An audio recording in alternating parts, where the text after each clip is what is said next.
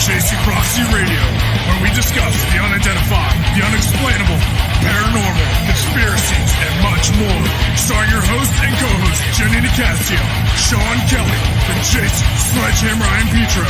Brought to you by UPRN Network. Now for your host, Jennie Nicassio.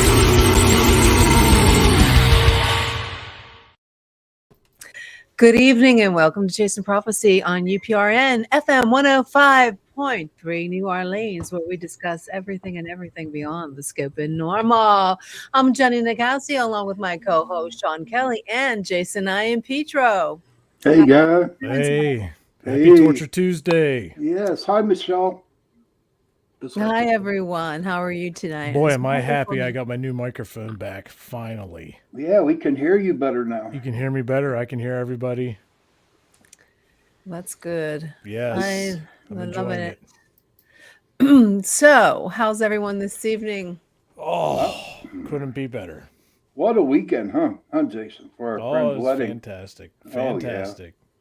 It was Went up to the Conneaut Hotel. And I believe it was built in 1903, and it's still the same as it was in 1903. You know what it reminds me of? It reminds me of the Jackrabbit at Kennywood. Yeah. It's just old wood, and it's pretty awesome. It has a lot of character. Yes, I mean, the sprinkler systems in the room were like pipes going in. Well, that's usually what sprinklers are, Pap. The shop, well, I mean, no, there's no pipes. I mean, you get them automatic ones, but you know, when I got up there, the shower wasn't working.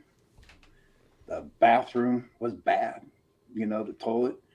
But what was cool about it was that the history behind it, you know, the was it ambiance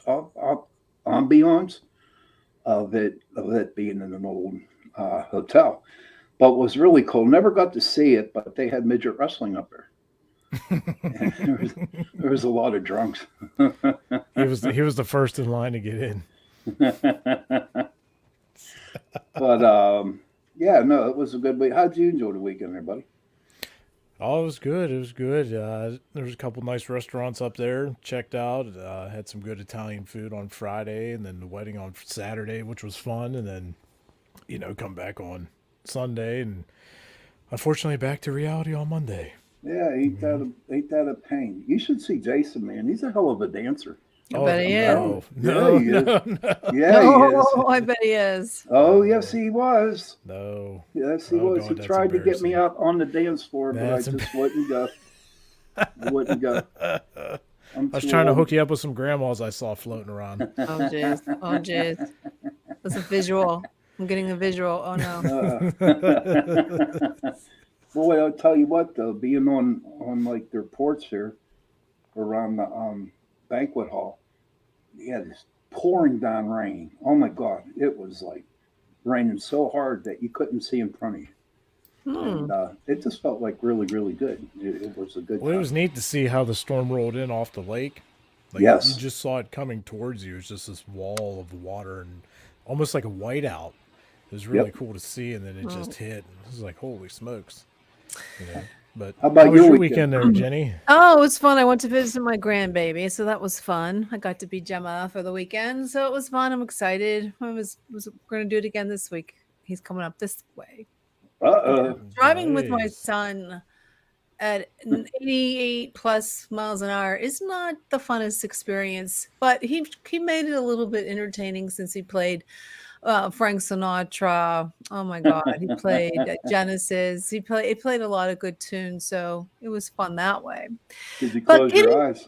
No, I said a couple Hail Marys though, but it was a nice weekend. But I just want to start off before we get started on the show. I just want to. My thoughts and prayers go to the children who were murdered at the shooting at the school in I believe it was Texas. Texas, yeah. Yeah. I just saw that a little bit ago. That's terrible. Yes.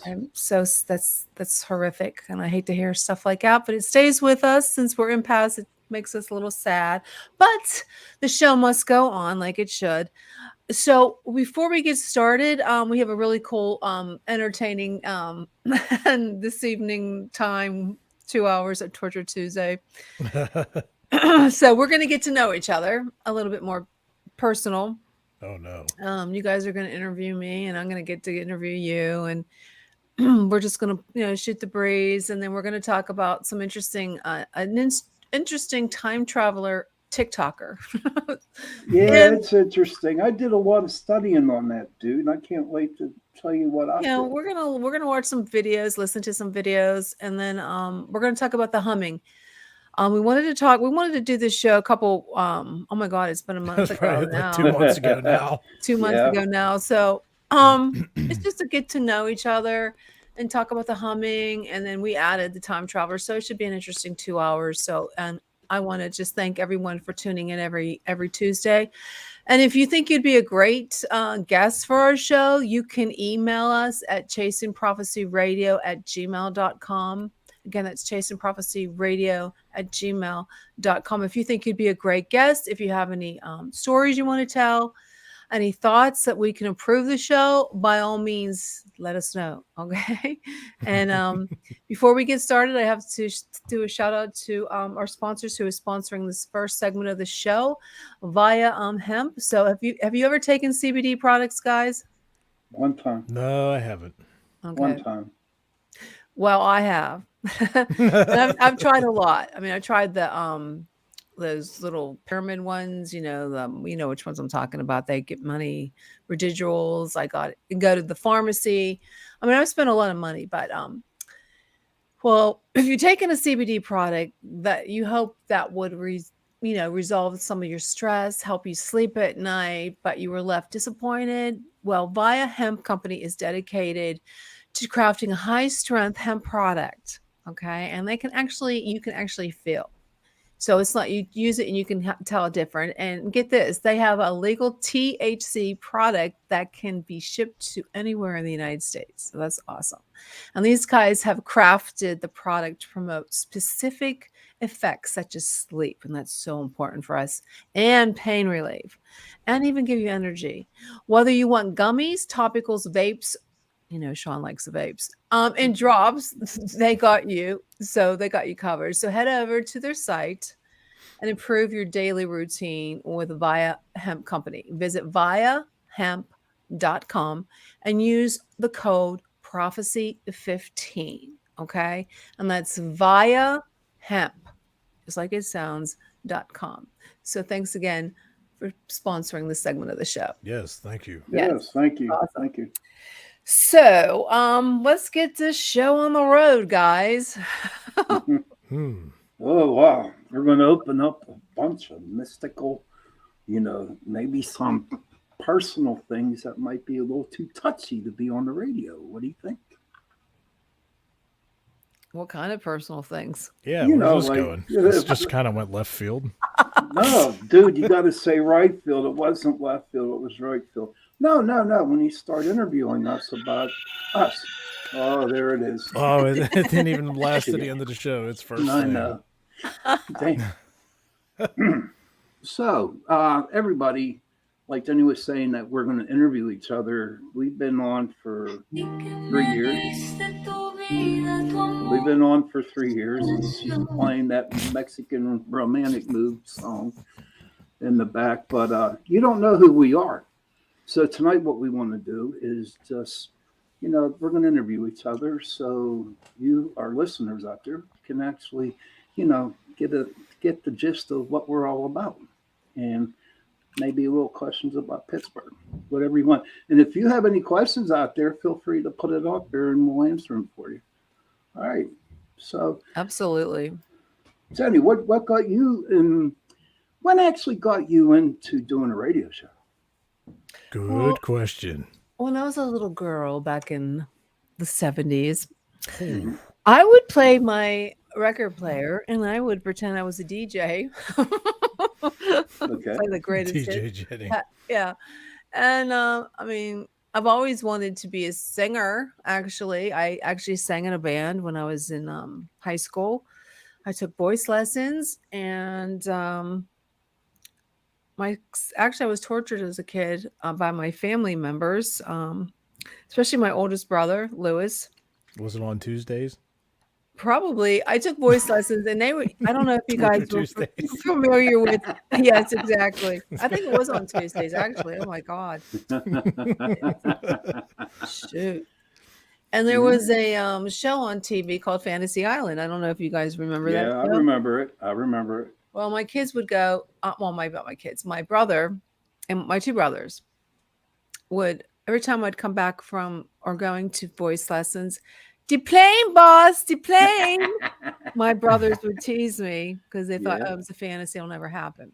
Oh, well, you showed them. Well, as a kid, girl, you get like, you got pressure from your family, and you just peer pressure. Peer pressure, and I did do. I sang in it a couple times. I forget the name of the band. Can you sing for us now? Yeah, please. I used to. I sing. You do have a beautiful voice. Pat Benatar, Heart. I'm not going to sing for you, but ladies and gentlemen, one night I'll get together with you, Jason, and we'll jam. Oh, that would be great. I'll tell you what, ladies and gentlemen, the girl can sing. I've heard her sing. She can sing. Shawn can sing too. Yes, again. I sing I used to sing in the choir. ends. I used to sing in the choir. Sing in the choir, but I always wanted to do voiceovers, but didn't go that way. So how'd you get hooked up into the actual radio world, like to get on the show? Well, it was during COVID, and I had a microphone that I was gonna do I was gonna do ASMR. ASMR, you do the tapping and you talk really whisper and you do things like that. I did that for like a week, and then I don't know. My son said, "Mom, why don't you do a podcast, a paranormal podcast?" I want to do political, but he goes, "Mom, do paranormal. Mom, do, because you're right. You're into aliens and all that stuff." So that's what I did. And I like I said, I contacted Shawn. I contacted a number of people, and I was trying to find something that would, somebody knew something about paranormal, because I know about aliens and I know about weird stuff, but I didn't know too much about ghost stuff. But I did take a paranormal course that Shawn Kelly actually was a guest for the class, and that's how I got to know Pittsburgh Paranormal by Faith. I can't remember her last name. Faith was her name. Faith. I can't remember her last name, but that's how I got started in radio. Very nice. I am an author of a number of books. Recently knew Grandma, correct? Yes. Well, I did. I can't see if you can see my book from the sky. Yeah. Okay. I got 3 books in a trilogy about aliens. Are they real? But are they really aliens? That's what you have to find out. You have to read the book to find out if they really are. Are you still waiting to be abducted? Yes. Are you? Jenny? If they were nice aliens, but if they're mean aliens, I don't want to run into a reptilian. That would be really scary. I don't want to run into a gray because they scare me. I don't know. In the situation, I always Ashtar. Ashtar Command. Now, if we look like Ashtar Command, I might want to. I don't know.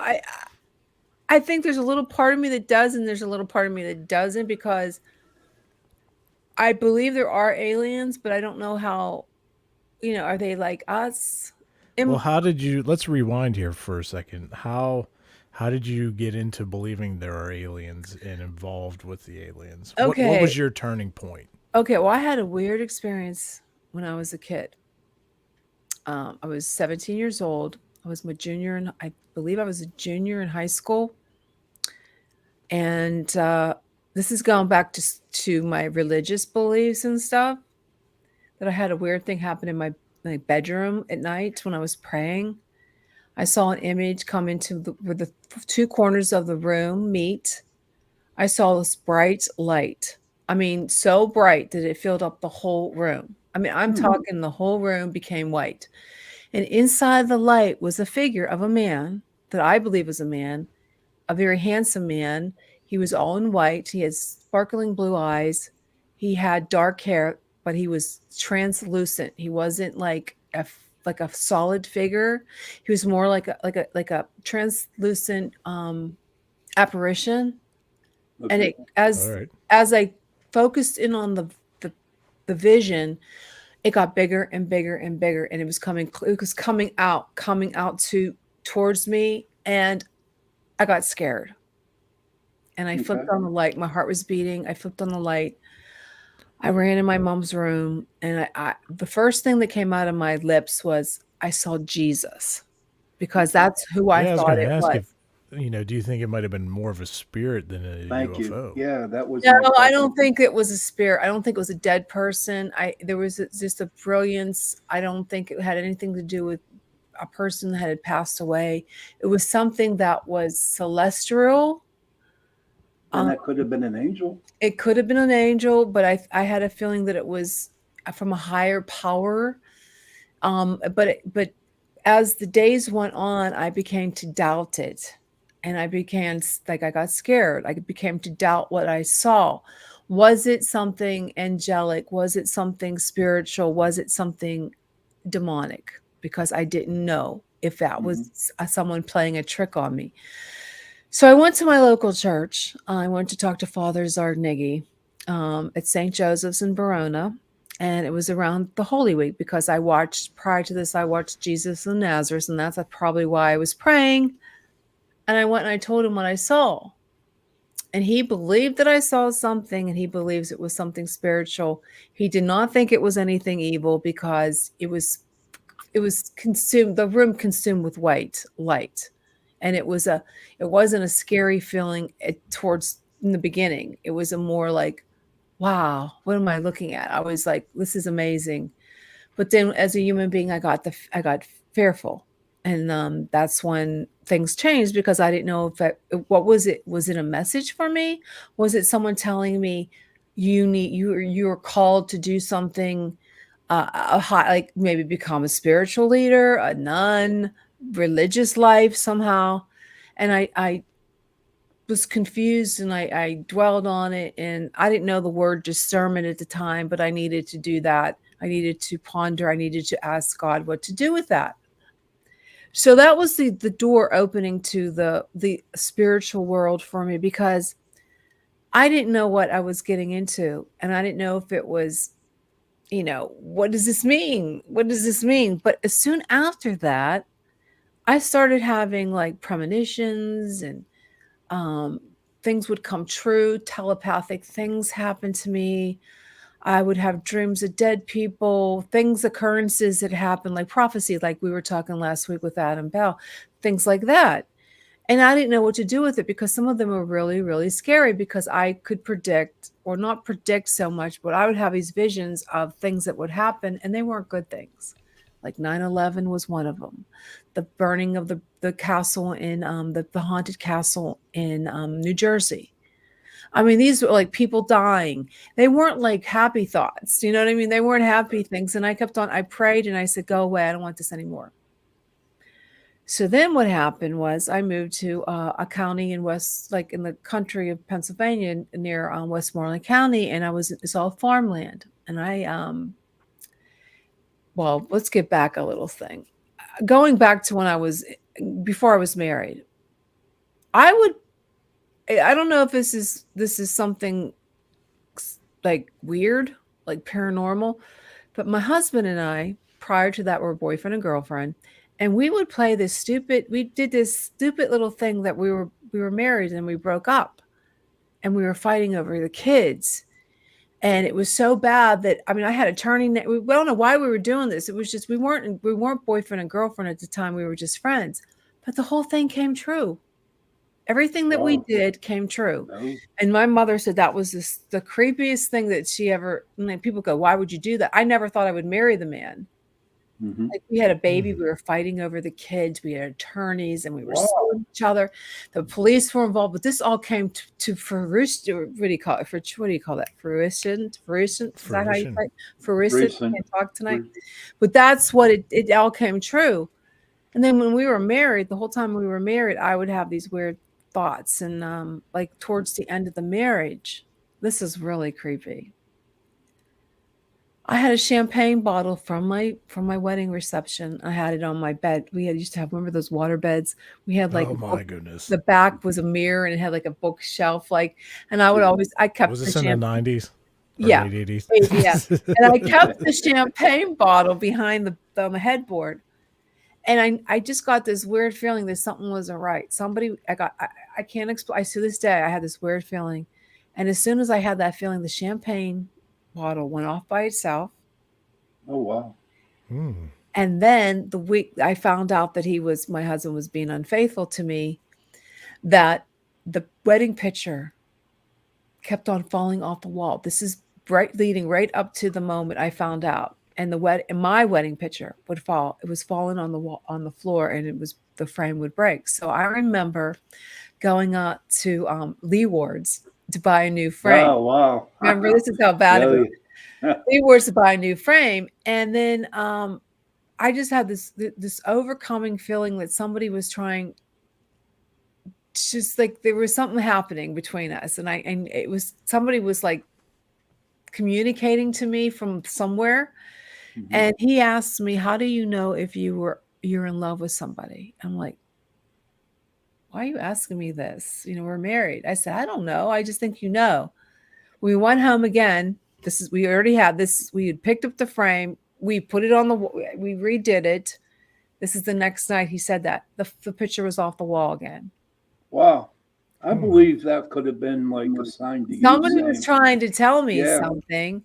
Absolutely. And then it was like one after the other. These are things that really stuck out on my head that I remember because they were so traumatic for me. And then when I got married, when we divorced, everything that came, when we were that little stupid thing we did, everything came true. And then we moved out to the farmland. And this is when it gets weird. This is when I start to doubt, was that something spiritual in my room?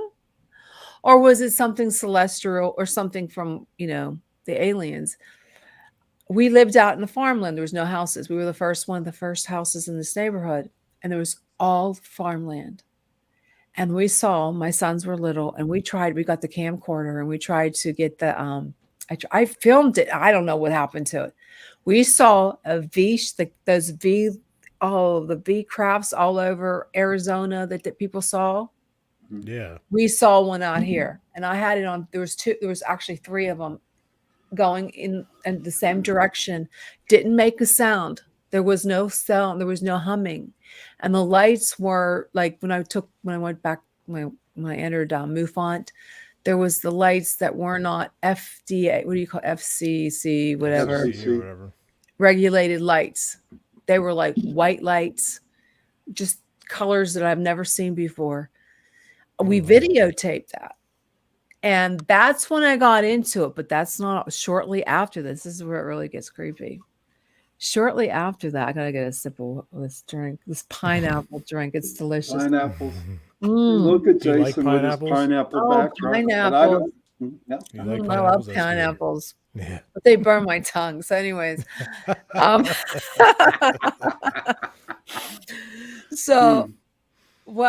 Shortly after this, my little boy was in his room and sleeping. And he wakes me up in the middle of the night and he said, Mom, he's shaking like a little leaf. He was shaking. And he said, Mommy, a light came in my room and tried to take me away. Ooh, that's creepy. So that's creepy. So it led me up to that. So that's when I got really, I love Star Trek and all that, but that's, I've always been fascinated with it. But these are some of the things that have happened to me that I can't explain. Has there been any more of those since then, or is that like a one time? I've seen them up here. I've seen that we've all seen like these shape shifting crafts that would disappear and come back. They would come back and they would disappear. And they would get so close. One freaked me out so bad. I'll never forget it. I was this like 2 years ago. I was on the back porch with Ava, and this thing went. It was like a craft came really fast and close to me, and it disappeared. Huh. It totally disappeared. And I can't. People say, "Oh, well, it was lanterns or it was drones." No, it disappeared. And I went. I go, oh my God, I saw a UFO. Oh my God, I saw a UFO because it was so, and this was not too long ago. And Ava saw it too, and she freaked out and came running in the house. Wow. Ooh. And Yeah, dogs dogs sense all dogs, that. stuff like that. So that's when I got, and it was shortly after that when I got really involved with the novel. It's been through a lot because I wrote it. The original one I did, this is something I just did was so stupid. I'm telling you because I don't want anybody else to make the same stupid mistake. This is not From the Sky was not the original. The original was Moon Dust, and there was different characters, names. I wrote that in 2007, right before my sister passed. Oh, that's another thing. My sister, main character in the novel, her mother died. I'm starting the first chapter. The mother of a 17-year-old dies. I get a phone call. My sister's dying in the hospital, and she has a 17-year-old daughter. Oh, wow. So that freaked me out. Wow. Yeah, that really freaked me out. Yeah. But I wrote the whole novel, and I was desperate. I sent it out to so many publishers. Rejection letter. And I was desperate. So there was an ad on the internet they were looking for writers to be part of this factory, this writing factory. James Frey was the, I guess the main guy that was doing this. It was his baby. I don't know if you remember who James Frey is. Nope. No, James Frey was on the Oprah Winfrey Show for, he told he was a drug abuser and he lied. The whole thing was a lie. He said it was nonfiction. He made it all up. And he was on Oprah, and everybody knew about James Frey. So I sent it to this thing, but he was the head of it. Until I looked at the small print saying, once you get it, you will not be compensated. You will be compensated, but not much. And I already submitted the button. I already hit, and it was too late. I'm working at home. This is before working at home was cool. Okay. I was working at home. This is like 15 years ago. I was working at home and I had the TV on, and they said, "Oh, there's going to be a story about aliens in Murraysville, Pennsylvania." Wow. I said, "Are you kidding me? Are you serious?" So I looked at all the characters' names. They were the same characters I had in my book. Oh, wow. Them bastards. Those bastards is right. They got my book and they chopped it all up and used sections of it and made I'm number 4. I think that's what it was. I'm number 4. Oh, I would have gone off the deep end. I was devastated. I was devastated. So I contacted. Did you have like copyrights and stuff on it? I did. I had contacted lawyers. I had like 6 lawyers come to my house.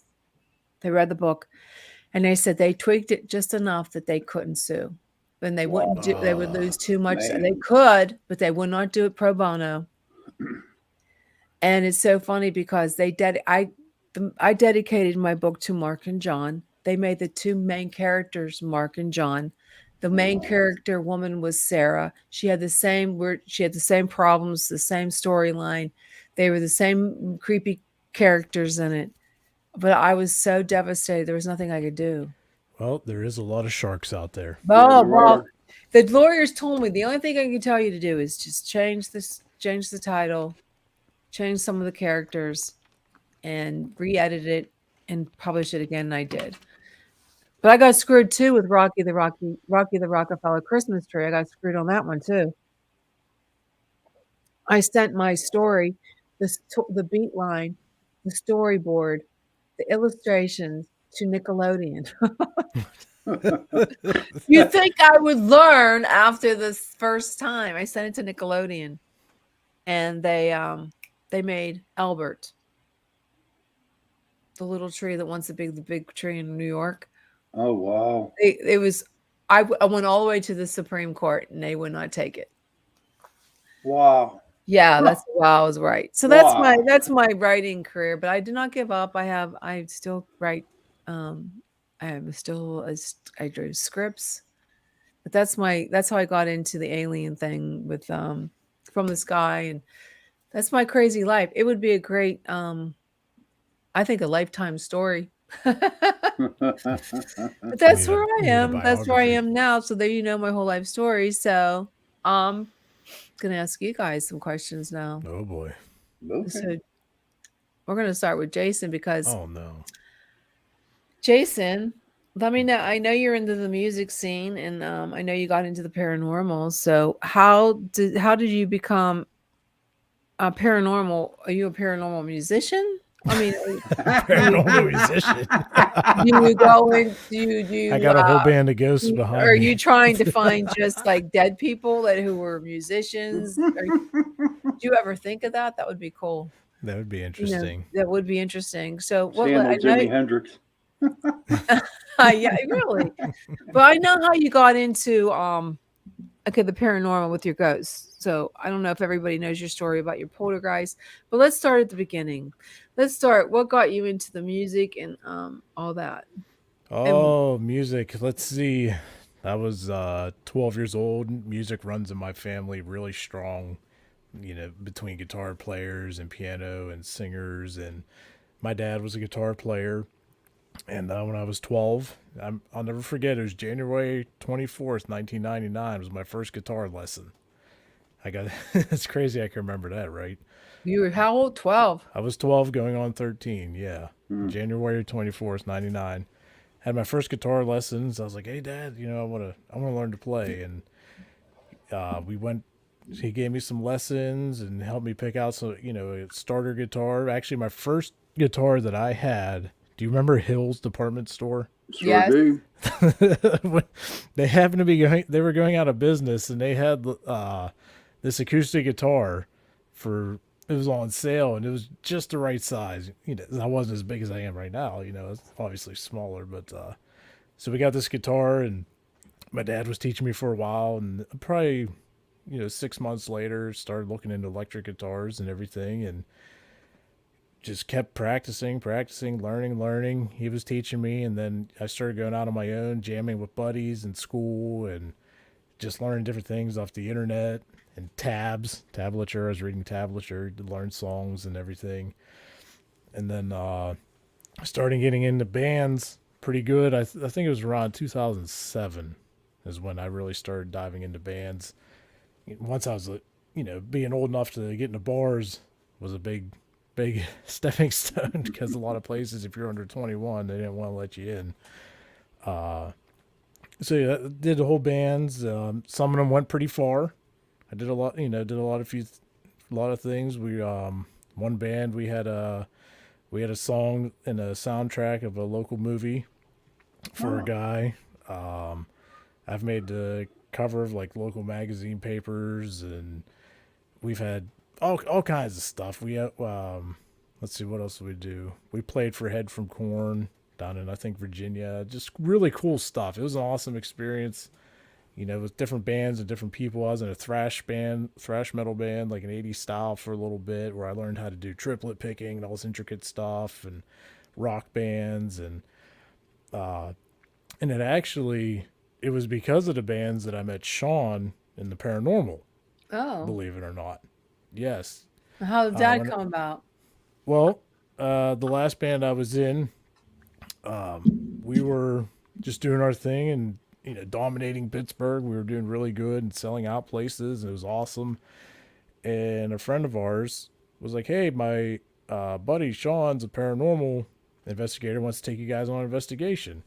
So we're like, okay. So we did. What library was that, Sean? Do you remember? It was the Carnegie Library down in Bronzeville. Okay. Yeah, it's been a while. I think that was 2012. Yeah. Wow, I want to say it was 2012, and that was the first paranormal, investigation I've ever been on. But growing up, I've had experiences, but I always had to really see it to believe it. Like I saw or heard things, as a kid, you grow up, something moves, you get spooked, whatever. So we were in the library, the whole band, we were there. Shawn was there and doing an investigation and seeing how K2 meters and everything work. And then it was the following year is when that poltergeist activity that you were talking about had started. And I wasn't in the group yet or anything. And, that was like a one time, going on investigation. It was cool. And I remember as I called Shawn and his group, and a few of them come out and investigated, and it was just really intriguing. I was like, wow, this is really cool.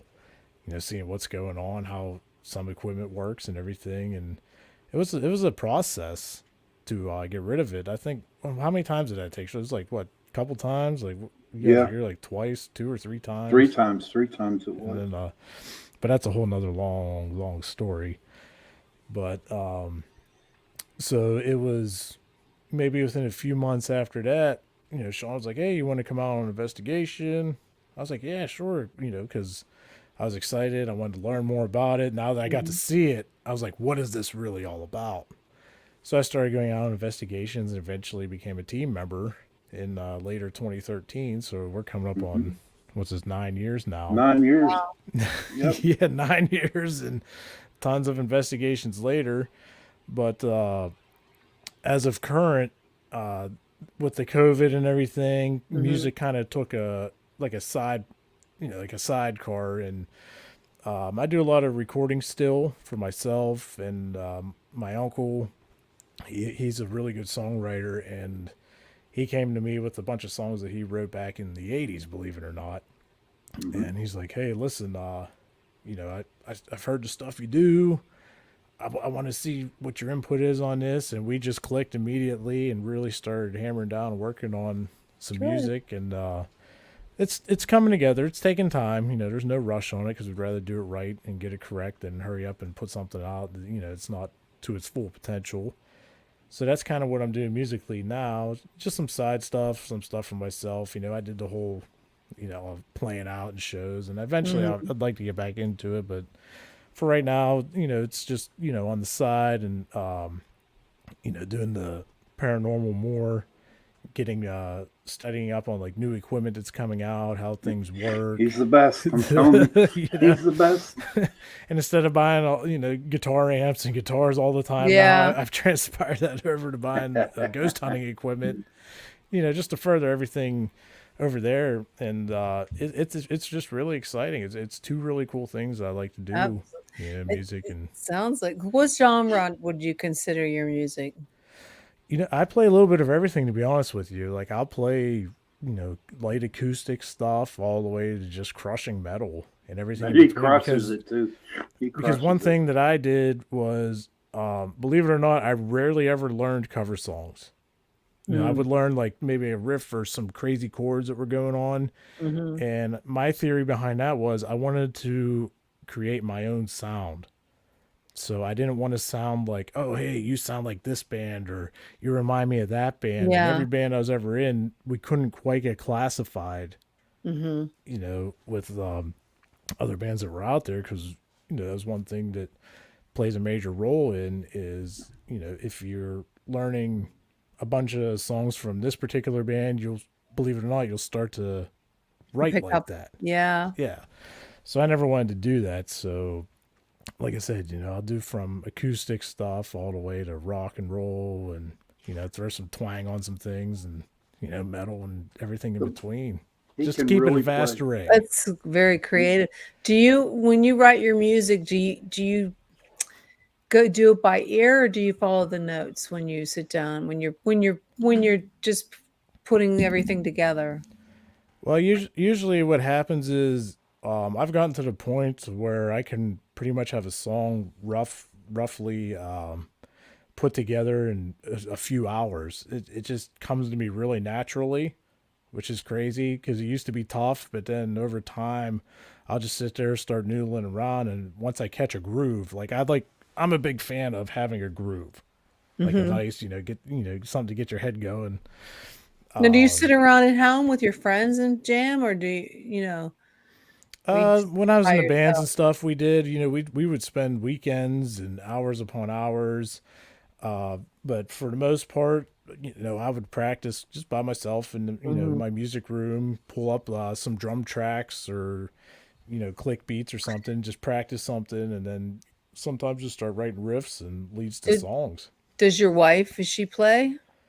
No, she doesn't play any instruments. I've heard Are her you sing, gonna get your and she little- sings good, but Are you trying gonna to get get your her little sing on boy something. involved in that? I hope so.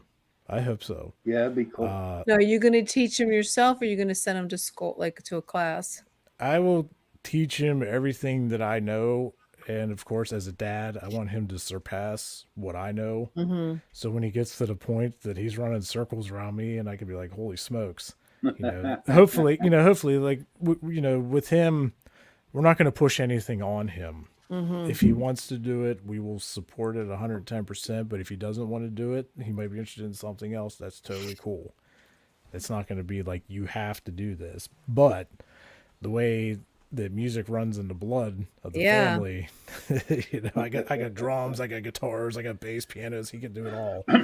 And you did our intro to the show. Now, Yes. how long did that take you to do that? Like to figure what to play? Like, did you just sit home and just say, you start playing with your guitar, or did you actually think about what you were going to do? Well, the way our intro, if you remember the original one that I had for us, was actually a riff that I wrote years ago, but had nothing, like it didn't fit anywhere for anything that I was doing. And when we came on the show, and it's like, I got the perfect riff for it. I got to find this, and then start writing the vocal line for it, and it kind of came together. And then over time, what was it? Probably maybe 6-7 months ago, we decided to redo it. So I took the basic principles of the original, because I wanted to keep it relatively close, because it was awesome, I thought. And but in this case, I got out a 7-string guitar, down tuned, and just added some more groove riffs in there, and just heavied it up a little bit. And I think it turned out pretty just electric, honestly. Hell yeah, dude. What do you guys think? I think it's great. I love it. But the thing was, it didn't take that long, which is going back to how things come to me pretty naturally. So, like I said, I had the basic lines of what parts I wanted to keep, and then just the rest of it with groove or whatever I changed, it just happened. And then it was by the next week, it was ready to rock and roll. Yeah. He's good. He's really, really, really good. Oh, thanks, Pep. No, I'm telling you, man, you should put yourself out there and make riffs and make some money on it, dude. Yeah. Seriously. Jason done mine Into the Night for my show, and it's awesome. Everyone likes it. So well, thank you. Anybody out there that wants to do podcasts, needs some music done, come and contact Jason over here. Yeah, we could probably work something out. As Yeah, long as I have absolutely. an idea where it's going, what kind of stylish, and just give me a little bit of time. Yeah. So we're going to take a little quick break. I'm curious to find out why we were only on 6 platforms. Yeah, and I had everything was set for 8. I wonder why it's not. Well, we got somebody on Facebook. We got Facebook. Yeah, but we should be on 8 different platforms, and we're only on 6 for some reason. I don't know what happened. That I do not know. I don't know, and I don't like that because it really messes. We don't have very many people watching. But that's okay. Okay, so we're gonna go on to Shawn Kelly. Uh-oh. Oh man. Oh God, you better just pull up, make some popcorn, sit back and relax and enjoy the show. Shawn, my first question. Okay. Do you like pineapples? Do I love pineapples, man. I love pineapples. I got my pineapple shirt that I usually wear on Tuesday nights. But there's a lot of controversy around pineapples, I hear. Yes, there is a lot of pineapple. I'm not a swinger, if y'all want to know. I'm not a swinger. Yeah, when I started wearing it, I thought this pineapple shirt looks pretty cool. I went to this it's called XL. It's out there by Robinson. And they have clothes for people my size, nothing smaller. And I was walking in the store getting a couple pairs of pants, and I just saw the pineapple shirt. I didn't even realize it was about swingers until I started going on TikTok. Sure, Well, you you just did. let their secret out on the No, air. so- everybody knows that Shawn belongs to the Pineapple Association. So if you want to hook him up, you can give him an email, look him up on Facebook, and send him a message. Yeah, please do. Yeah. Well, when do Shawn wore that shirt to the wedding reception, I was looking for some grandmas for him. Oh, God, Because there was a bowling league that was having their like club get together in the one other banquet room, and I was like, well, there could be a couple grandmas for Shawn. Maybe we'll take him for a stroll. Whatever floats your boat, Shawn. We're not here to judge you. You believe I'll respect what you. I love it when you guys talk like this. Oh my God, I think it's great. Go ahead, bring it on. So, would you be part of the Pineapple Club if you had the opportunity? Honestly, nah, not with all them diseases out there. Nope. Nah, I'm a one-woman man is what I am. And right now, I don't really want a relationship. I kind of like what I'm doing now. And I'll tell you that. And ladies, don't get mad at me. But here we go. But I'm so settled in that I know if, I hooked up with a woman, I'm going to have to call her every day. I'm going to have to go over her house on holidays, and it's like, I have my own thing in which I do. Nothing against you. I mean, if I had the opportunity to take you out to dinner, I'm taking you out to dinner, and I'll take you to a good dinner. But I don't know. It's just where I'm at in my life right now. I've been burnt many a times, and the last one I had really burnt me hard. And that was 10 years ago. And ever since then, I just didn't want to get the hurt again. So that's where I stand with.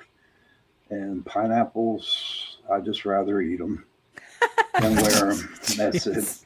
But you know what? I was looking on, y'all get your heads out of your freaking, get the dirt out of your brains and shit.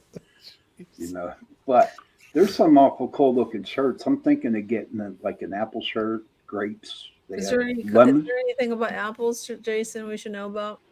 I don't know. I'm going to do some research. Look it up now. Yeah, research it up. And lemons and limes. So there are some pretty cool looking shirts. That's it with the pineapples. Well, I'm glad we got that off our chests. That's funny.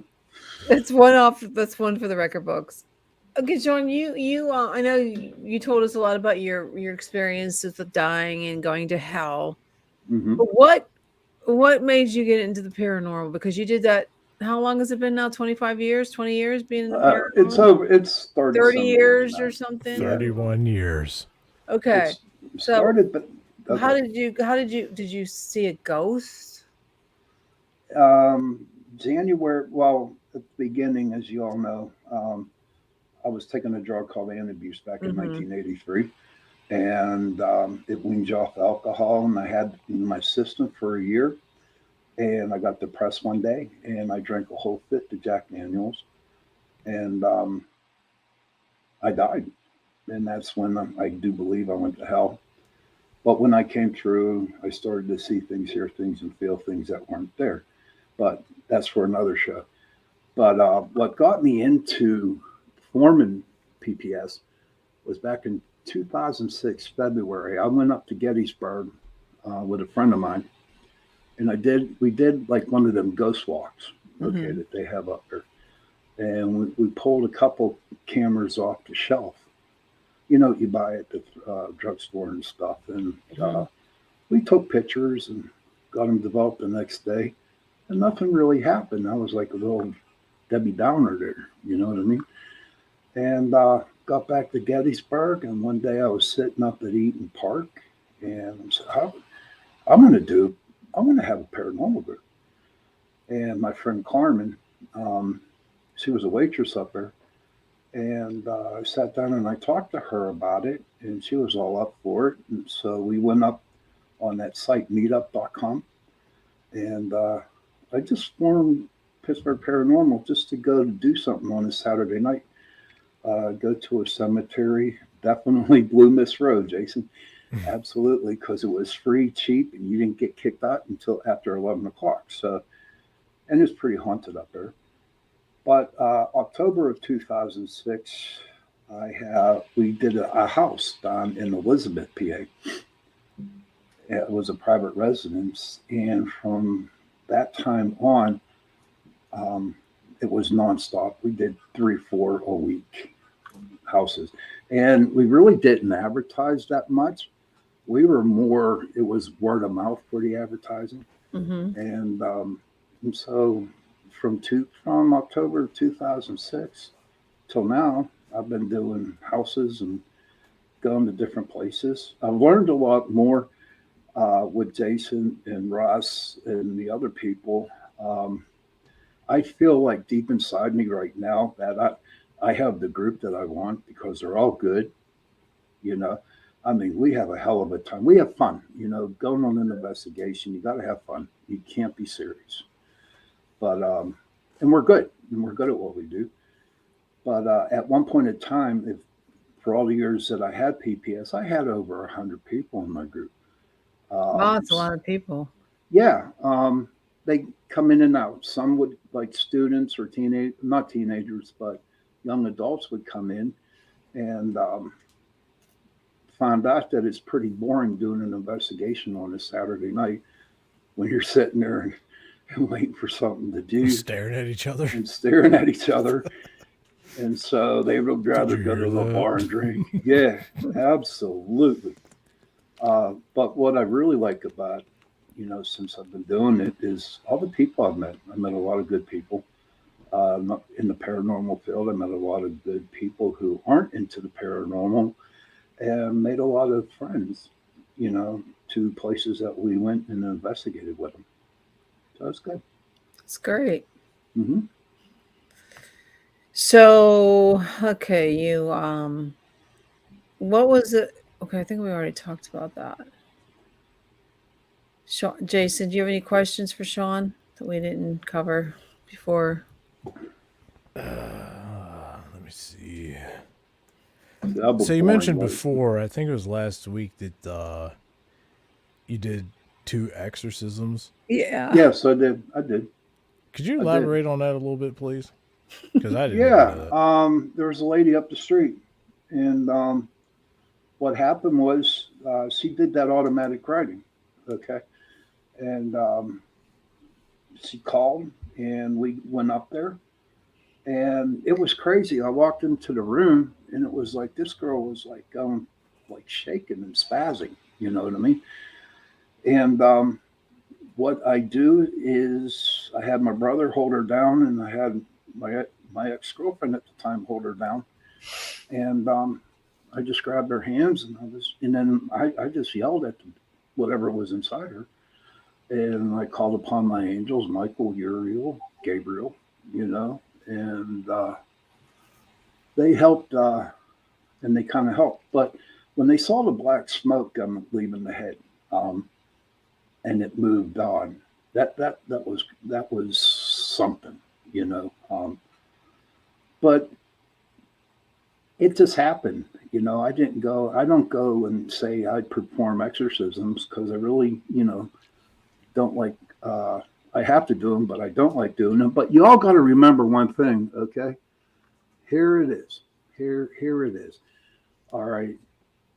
It's not me that does it. I'm just a vessel. God's the one that does it. You know what I mean? Whenever I clear houses and stuff like that and do that exorcism. Yeah. It's all God. It's not me. I just do the hard work, you know. But and the other one was another lady, and it was on an investigation, and she was a pretty big girl, but her boyfriend was really huge, and she just got possessed, and her boyfriend had to weigh 350 pounds. I'm not lying to you. And she literally just pushed him off, like just threw him off her. She threw him off of her. And we did what we did the last time, how I did it, and the evil spirit left. Now, was it a demon? I don't know, but it could have been a spirit that. Was she speaking a different language? No, she just had anger issues. It was terrible. Her eyes, honest to God, on both cases, their eyes turned solid black, or really black. I mean, you see, like the Greys. You know how their eyes are like really black. Okay, yeah. That's how they get. It's like they're not. The real person is not there. It's something else that's taking control of it. Now, y'all might think, my listeners out there might think, I'm a little crazy, but you know what? I'm just telling you what happened. So, you can take the story however you want to take it.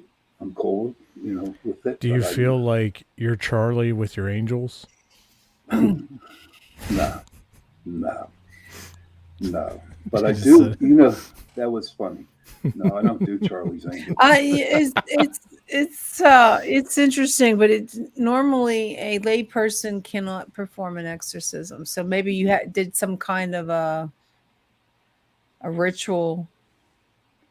I did no rituals at all. And who says that a lay person got to do it? I've seen other people do exorcisms.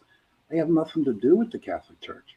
Well, it doesn't have to be the Catholic Church. Usually people, they don't have the authority meaning over I don't know.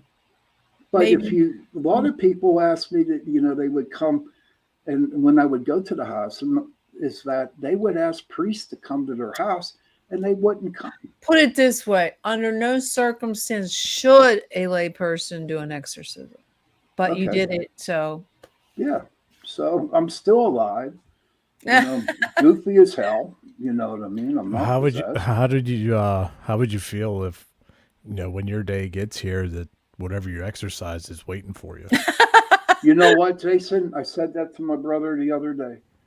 I said, and I asked, I say that to people. I'm like, I wonder how many ghosts are going to be waiting for me when I die. And that's the truth. Are they going to be waiting for me? So I have one last question about the exorcism, because I'm intrigued by exorcism stuff. Okay. I even on the way back from that wedding this weekend, we stopped at the Grove City Outlets, and the one store actually had a deck of cards that's off the original 70s Exorcist. It's all scenes from I can't do that. Cards. No, thank you. Kind of freaks me out because that movie's still scary. But my last question on as far as that stuff is, from what I know, priests and pastors have to cleanse themselves of sins and everything before they can even start. Did you do anything like that, or do you practice anything like that before you can do it? Nothing at all. I just went in and did it. Just like that. I see. That's for another story, but I believe that. Oh yeah, I was just curious. No, I didn't do no cleansing. I didn't do no prayers. I didn't do nothing. I just went in, talked to the mom. Doreen and Patrick talked to the other one, and this girl was really freaking out on the couch. And went over there. They held them down. I grabbed her hands and I started screaming at her, and then starting bringing in my angels. And the thing left. Never heard from her again.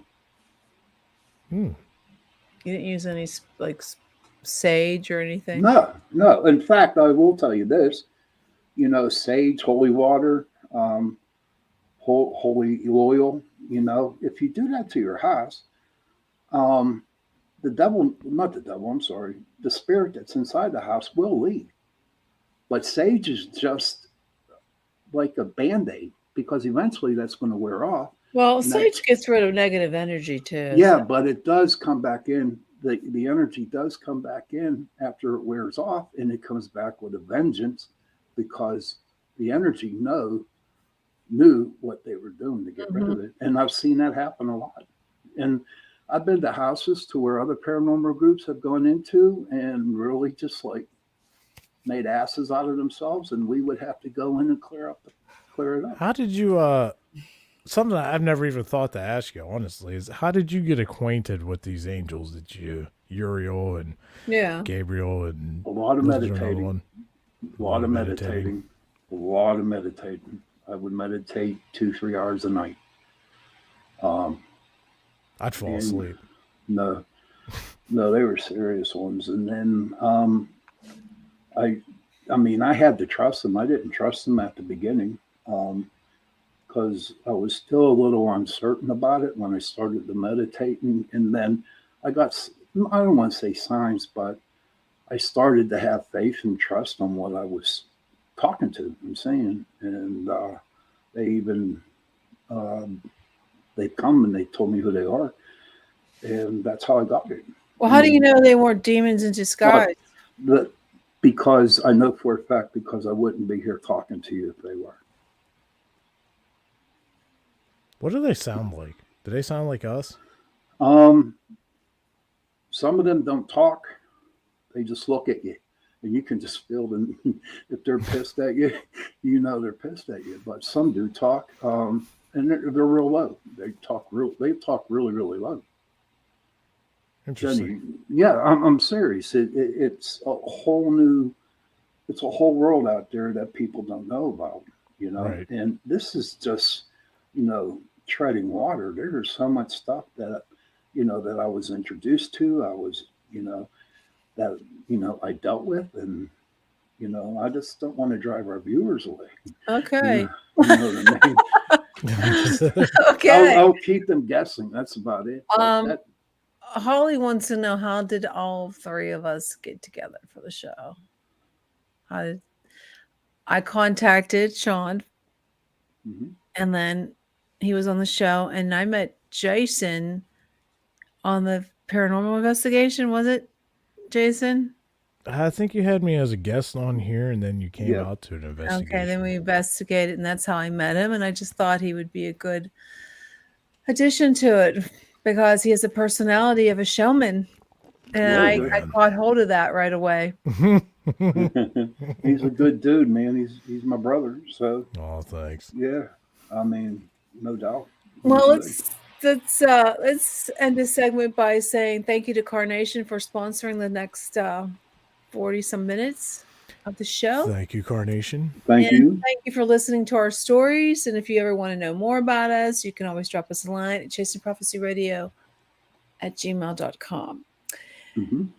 And what we're going to do now is we're going to dive deep into the time traveler. Oh, man. Oh, is that dude on YouTube? Yeah. He's on TikTok, and I had him already up here, and of course it disappeared because TikTok is like that for some reason, and I have to find it. So we should probably give a little bit of what we know so far, so people you go ahead and you do that. You do that while I try to find them.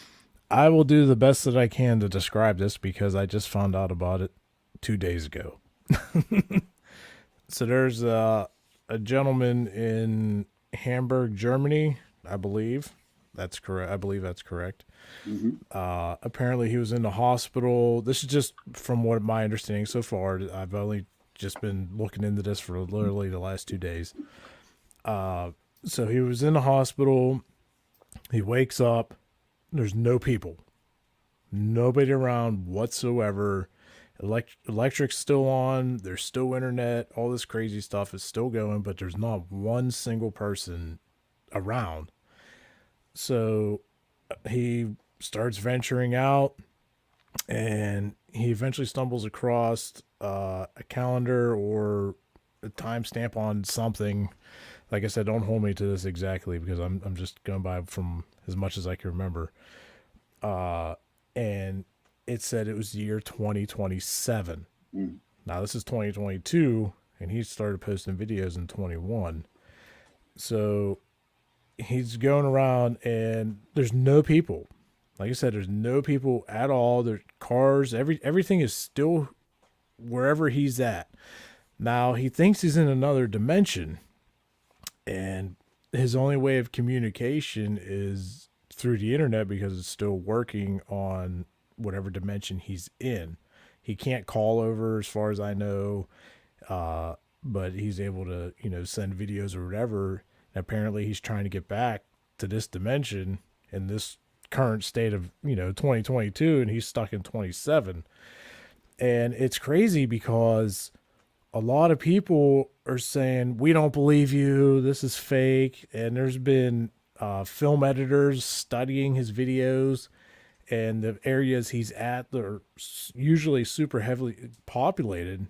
And they're saying in order to get people photoshopped out of videos, especially that mass amount of people, would take just tremendous amounts of time, and it's almost impossible. Where's I going? I forget what I was talking about. But so people are saying, hey, go to the airport, for example, and he would show in live time, or his video that he recorded, he would be there during what we would consider rush hour or whatever. And, there's supposed to be a lot of people, not one single person in the airport, nothing, no workers, nobody on a runway, nobody in airplanes.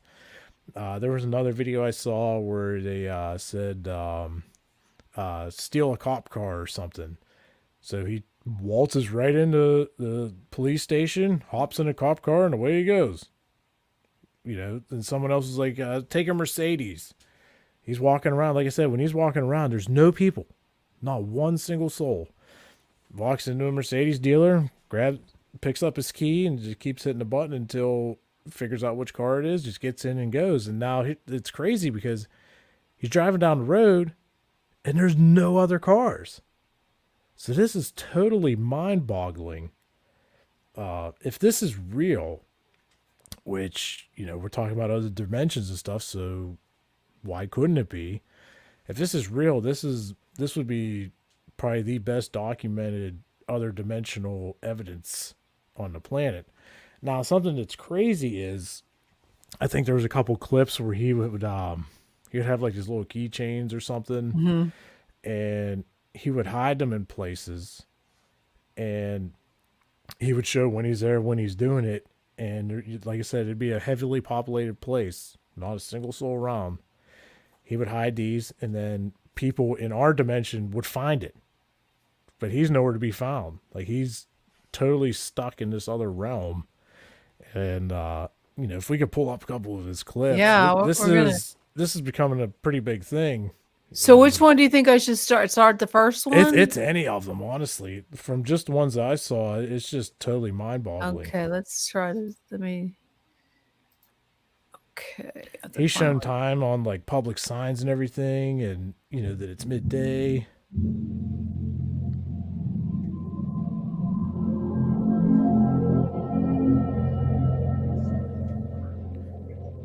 There's people would leave items in 21, right? And he finds them, and they look aged when he finds them.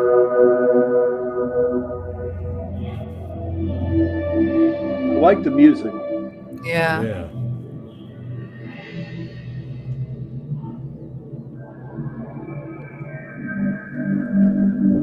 So there was another thing my wife was looking up. She was doing a comparison to the one landmark he was at. And in the one video, I'm not sure which one it was, but you see the concrete's clean.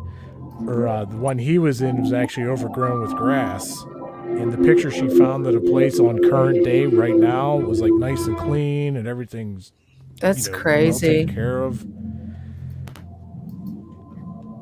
Let's see if we pull up a couple more. That one's wild. The first one and the airport one, I think, were the best ones. Airport one. Yeah, I'm not sure which one it is. But let's think about this for a second. Is this possible? It is possible, but I don't believe in it. I'm having a hard. It's weird that there's no people. The reason being, I looked at this, and I know there's other dimensions, but I happened to look it up because it was really it seriously was bothering me. But there's a program out there called Adobe Cloak, okay, and that it can remove unwanted objects or people from a video. Well, here's a question to counteract that for you. In some of the videos, you'll see there might be a couple birds, which is interesting enough. Right. The birds might be on the ground, and the time of day he's in these places, there should be lots of people. And what do birds do when there's people? They fly away. Yeah. Well, these birds are just walking around until he gets up on them, and then they start to move and take But off. Let's see page two. maybe it was something, for the video. Here, we'll watch the video and I'll get back to that. So I can hear the birds in here, but I don't know if that was what year? That was. What's your date?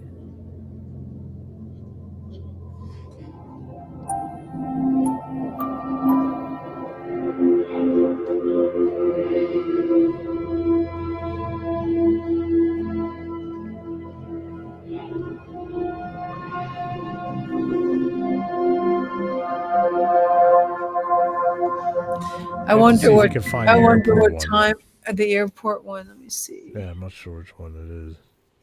He's in Hamburg. Yeah, over in Hamburg, Germany. There's birds on this one.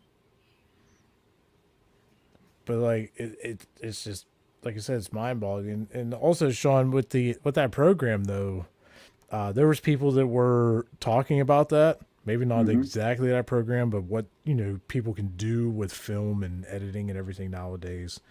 And there was a video expert that was saying it would take days, if not years, for each scene to get rid of the vast amount of people.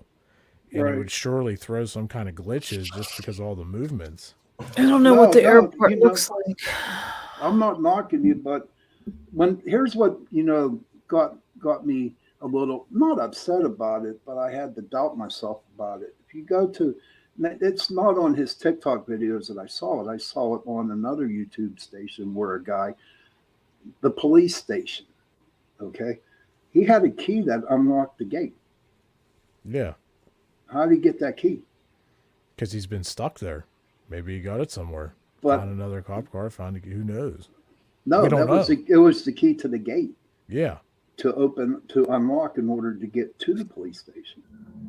I can't. I'm not knocking you, bud. Yeah, I'm just saying this is some awfully weird stuff. It is. If it is for real, it is great. But also, so where's all the people at? They're not there yet. This is the year 2027 he's in.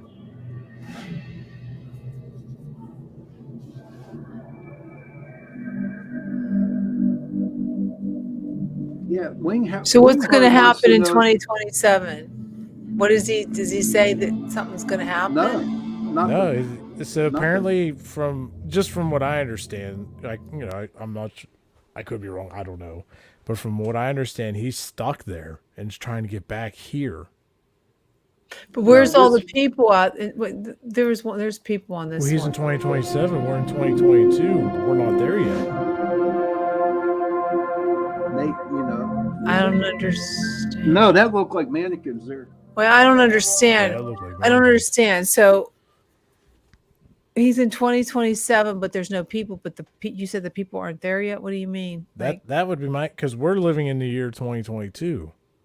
So either he's in an absolute other dimension that it has him in 2027, or somehow he has time traveled to 2027, and somehow people aren't there yet, or we're gone, or something. Why can't I find the airport? I'm on every one of them. I don't know what the airport looks like. I mean, he from what I understand, like he's not even sure about all this either, because he found his paperwork at the hospital. He showed that, which was interesting. Now, Wingheart has a question. He says, well, how is he posting these? Because somehow there's still electric and everything is still running over there. But here's my question. So let's think about it like this, on almost like a paranormal side of things. Mm-hmm. So we're here now. Right. Okay, what do? We hunt ghosts, right? Yeah. What if this guy is on another dimension that would be a ghost to us because he can move objects and other people will find it? What if that's like what a ghost is like to us? That's very possible, dude. Is this the airport or is this a subway? I think that's the subway. It's just weird that he's taking all these videos and there's no people. And there's some of them where he shows like future expiration dates on food, and it's like all kinds of crazy stuff. But according to this Adobe, guys who do that,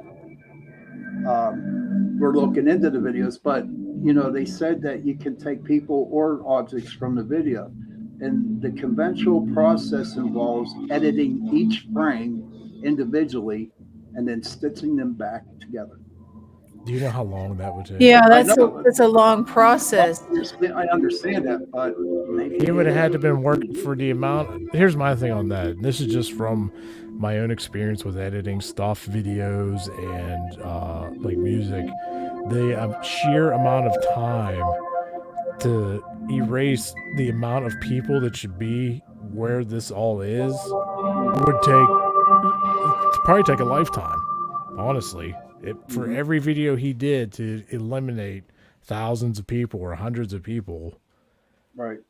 So that and that's cool to know. I mean, when I saw the one when he went to the police station and he had the keys to unlock the gate, that kind of like made me a non-believer on it. Like I said, I'm still kind of on the fence about it. Like, is this guy really good at something, or was this like somehow planned? But I mean, I don't know, because there's so many, and with all the time clock, the public time clocks and everything, it's just mind-boggling. Right. If anybody out there has any information on this, or we have anybody in Germany that's listening, and you know firsthand anything about what's going on with these videos, please let us know. Mm-hmm. We would like to hear. I find it fascinating. I do. Hopefully I can go into another dimension. That's my goal. Go into another dimension. I want to. It might sound weird and crazy, but I just want to see what it's like besides the dimension that I'm in now. What do y'all think of that? I mean, it would be interesting. But I mean, like, this, as far as like this guy's stuff, my thing is it real or not? We don't know, but why couldn't it be? Just like Ghost is. No, just exactly. ghost hunting, you know? No, I agree with you on that. I agree with you. I mean, if I was to go to another dimension, I'd probably want to come back, because I'd be stuck over there by myself. True. And hopefully, hopefully somebody would be there. Right. What's he holding? He's holding a coin, because what happens is people that are following his videos and his page, they'll tell him to go do something, and he'll just walk in and do whatever it is. There's nobody there. He's going everywhere. Police, just walking into the police, to hospitals, airports, wherever. There's nobody. Well, did he say how he got there? As far as I know, he was in the hospital, and when he woke up in the hospital. Does he talk in any of these videos? No. I don't know, as I haven't seen them all yet. I mean, the ones that I saw on that one YouTube dude. In fact, I'm going to try to get him on the show. Not the time traveler, but you can message him. I will, and see if you. No, I can. Yeah, there's even one where this guy goes to the zoo. There's no animals. Yeah. Want to ask him animals. something? I'm going to message him right now. Good. What do you want to ask him? Ask him if he wants to be on Chasing Prophecy on Torture Tuesday. Okay. This will bring you back to this dimension. You never know. We are the key. I don't know. Just say. I don't know. You don't want to say I don't know. I wouldn't know what to ask. To be honest with you. Let's see.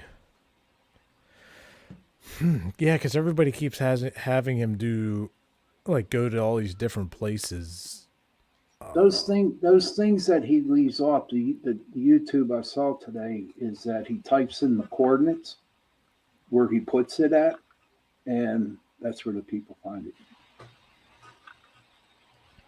Like I said, the weird part is when he leaves something or somebody else leaves something, and then it's found between the dimensions, the item has aged. Looks like it is aged.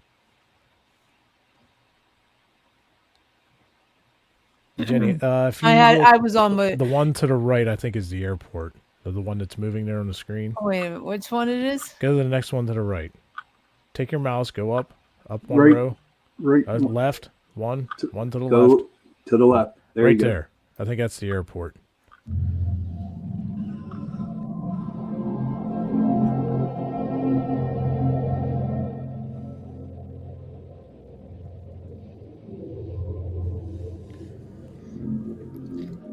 I mean, you could probably send them a message and be like, hey, we're from 2021 and believe you may be a real time traveler. Can you help us understand more? Something like that. Yeah. What Or happens when if you you get try to back. call in? He's got his cell phone. I'm sure he'd be able to. Okay, if it's an airport, there's nobody there. So Yeah, maybe he's in the airport. there would be tons of people in the airport. Exactly. When is an airport not busy? But my question is, why aren't there any people? Because If he's in you time 2027. traveled, why wouldn't there be people? True. And if Well, it's on is he time traveled or is this just an alternate dimension that's also in the future? We don't know. we don't know that. I mean, but you got it. There could be people there, but he can't see them. Yeah, as far as what we know, he doesn't even know what's going on. He doesn't understand this. But how did he get there? That's what I want to know. He woke up in the hospital and this is where he was. Yep. So But what made something him? What made him go into the future, and why is he stuck there? We Well, don't he know. doesn't know how he got there. That's the problem. He's trying to figure out how to come back. And he's all by himself. Yes. Yep. As you can see, there's nobody. Everything think is still working, which is interesting. Mm-hmm. Yeah, maybe send him that message. We believe you're a real time traveler. What would it, how can you help us understand? But I think I think he was in a coma, and that's what he woke up from. Okay. But think Some about people it. have it. What's that? People have near-death experiences, so maybe Maybe he was a Was it- time traveler in his sleep of the coma that's and possible. ended up here. Who knows? And when he woke up in his This coma, this one is really bizarre. It's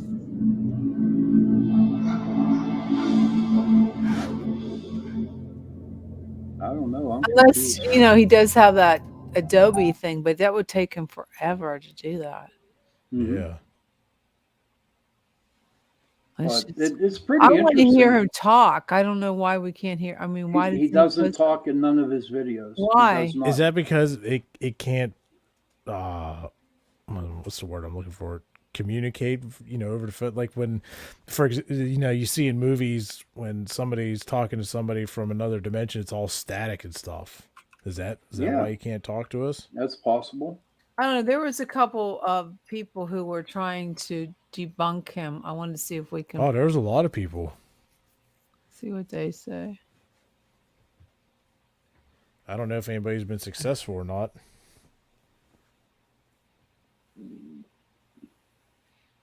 Well, if it is fake, he's good. Oh, he's real good. I want to get that name again. So when I first did it, I saw a bunch of people saying he was debunked. So I want to see. Now, see, to make it legit, I would talk. I would say, "Wow, why is this happening?" Yeah, but like we said, what if he can't? What if when he tries to physically talk on the phone or something, it gets jarbled? I don't know. But He's you hear called birds chirping. one person. Hey, I want to see That's who a he question you can ask him. Can you talk to us? Can you talk? Can we hear your voice? Normally, I want to see if I can find out who's following because that's weird. Because I can't do it on here for some reason on the PC. But I'm going to put his name and see who's he following. I'm just Someone curious. messaged me that is following this ordeal that's going on. And they said that the only thing they could think of is maybe somehow this guy has a extremely large team of editors that's all in on it. That's possible. Which is possible. But still, the amount of effort and time and then not getting any like glitches in your footage from eliminating hundreds of people. How often does he put one out there? I'm not sure. Like I said, I just started looking into this a couple days ago. He's following himself.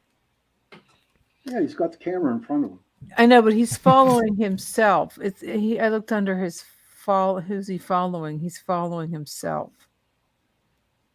You know how you follow people? Yeah. This future thing is following John Dinwin, whatever his name is. I'm gonna have to get. Well, you know what, Sean? There's another thing too. If he was in a coma, it was just brought to my attention. What if when he woke up out of his coma in this other dimension, what if he never got his speech back? That's very true. That could be very. Yeah, that maybe he got his motor skills back, but didn't get his speech back. Absolutely. We don't know. Nobody knows. This is great. This is crazy. So any of our listeners out there, if you have any idea of what could be happening, please tell us. So this might be going on for another show. We could do it. But I do want to contact that guy who does the YouTube of this guy and try to get him on the show, see if he'll come on. And is that where you found out that he was I just typed in the man, what was it? What the hell? I forget. The guy who time travels. And Jason told me what he did, and this guy came up and he was just doing like a little YouTube channel thing when he was talking about the videos the dude was making. Let me see if I can find it. I'll send it in Messenger. If I can find it.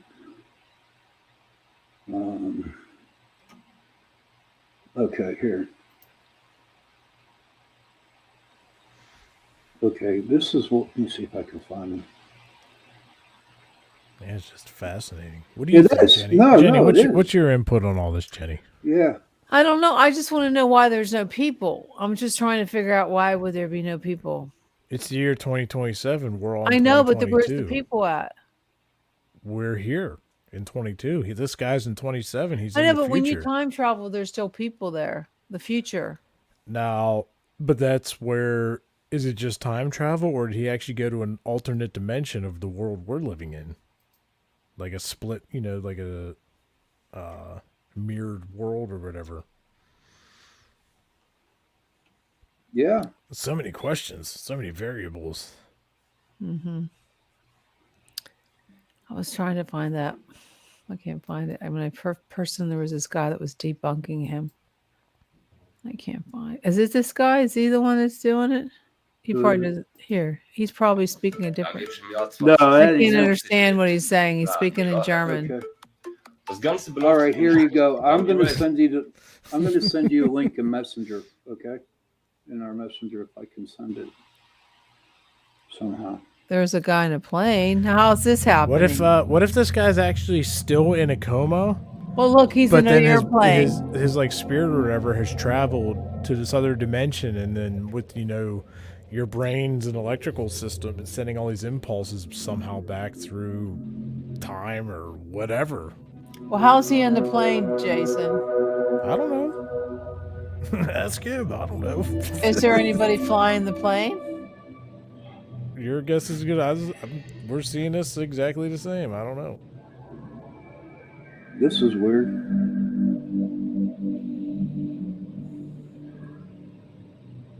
Is he flying it? I don't know. That would be my okay. guess. I'm just sending that YouTube thing. Okay. I have no idea what he was doing. That's the guy with the YouTube that I was listening to today. Okay. I don't know if TikTok. If they'll kick me off. Create a powerful WordPress website with Bluehost Website Builder. Get smart AI, super simple drag and drop, and flexible templates so you can create without coding. Learn more at Bluehost.com. Where is it? You're welcome, Joseph. You're welcome to the terrifying reality that you were the only one left on Earth. I want to see how I can do this. I'm trying to get it. Yeah, once again, if anybody out there listening in Germany or anywhere knows anything about this or maybe some truth behind it, let us know.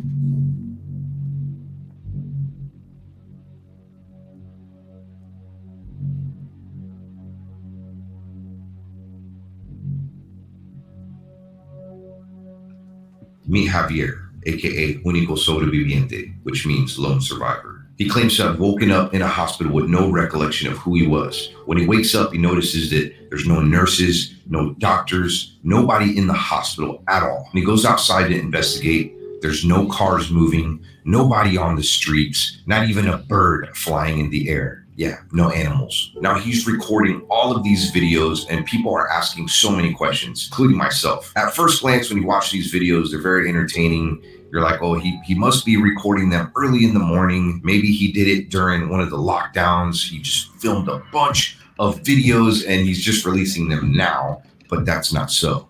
The more I watched, the more I became scared. If you've ever watched movies like I Am Legend, shows like The Walking Dead, you know that there's a lot of money involved in those production sets. Millions of dollars on CGI to make it look like the world is desolate. Now, Javier's only using his phone to film and uploading these videos barely edited onto TikTok. And he lives in a very big city. Now, as he starts getting his memory back, he remembers that he was in 2021. When he looks at computers, looks at his phone, everything is exactly the same as 2021, except all the dates on every electronic device is saying 2027. He realizes that there's some sort of connection between 2021 and 2027. He still has access to the internet, and he's even shown different locations, exact coordinates to where he's at, and leaving things. This is something like a parallel world, a different dimension, but a connection from 2027 where he's at in 2021.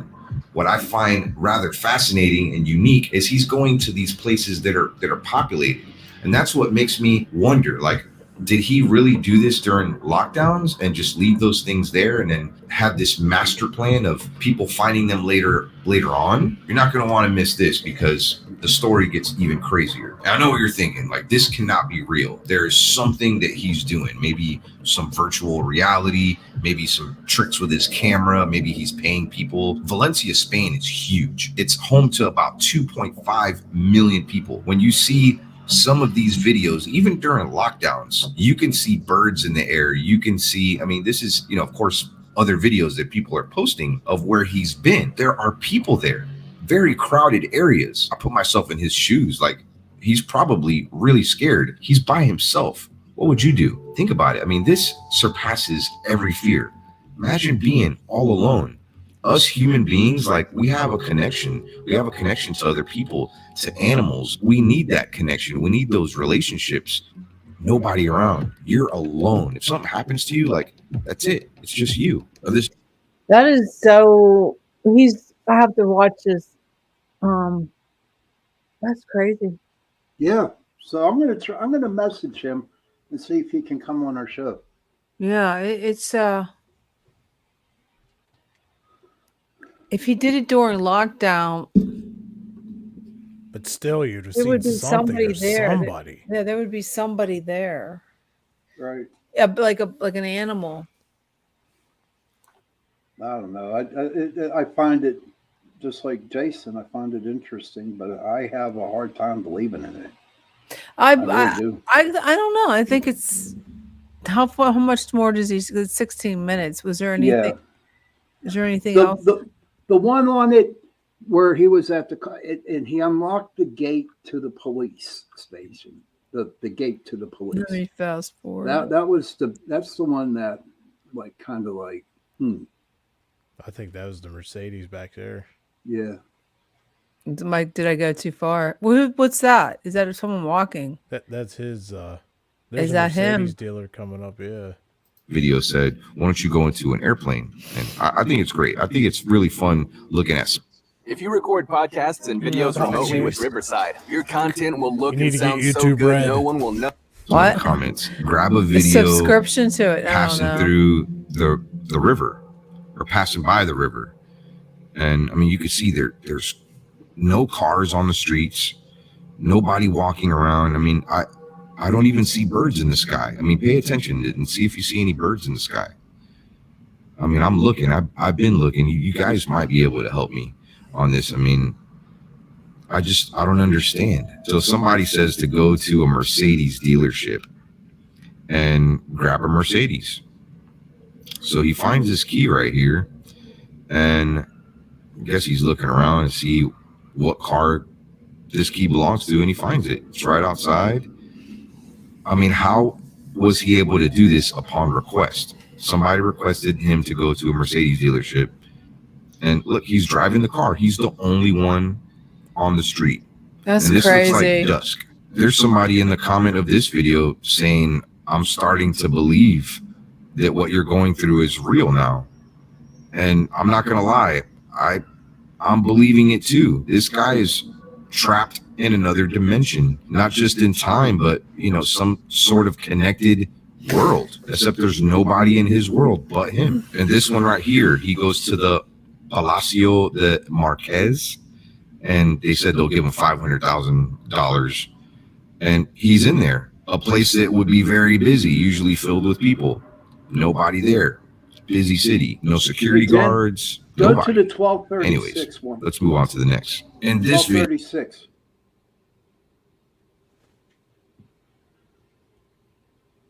police station. This is what I find weird. He has a key to get inside the police station. That's Like, what threw me off. I mean, maybe he found the key outside. I don't know. One of the police cars is running too. I don't know if he goes inside the police station or he tries to go in. But as you can see, there's nobody in there. I mean, cops usually freak out if you're trying to break into the police station. And yeah, this police car is running and he gets in. Maybe it was running for days. I don't know. That's why I find this one a little peculiar. Yeah. Let me know in the comments what you think. During lockdowns, schools closed. They're still closed. There's a lot. Well, let me ask you: is he still posting, or did he quit posting? From what I've heard, he's still posting. Okay, now he's stuck in Spain, or I thought he was in Germany. I don't know where. No, I think he's from Hamburg, Germany. Maybe he traveled. Could we tell him to come somewhere else? If he's a time traveler, he should be able to go anywhere he wants. Maybe. Could do that. I guess I don't know. Tell him to go to Pittsburgh, Pennsylvania, and where can we tell him to go? Your house? No, Nicassio Farms. Nicassio Fields. Yeah. Oh, we can send it down to West Virginia. What's this? What did she say? Winghart said 2 different guys in 2 different countries claiming this. There's 2 different guys then? Yeah, and that's a good source right there, Winghart. Trust me. I think we should he's email traveled him. to other cities, but Well, like maybe not too far though. I mean, he has to stay in Europe. He can't come here, the United States. Oh, I don't know. Yeah, I don't know. send them down to West Virginia. But it's just That'd be a heck of interesting. a plane flight by yourself. So what I'm going to do is I'm going to message this guy, see if he can come on our show, and maybe we can talk more about it.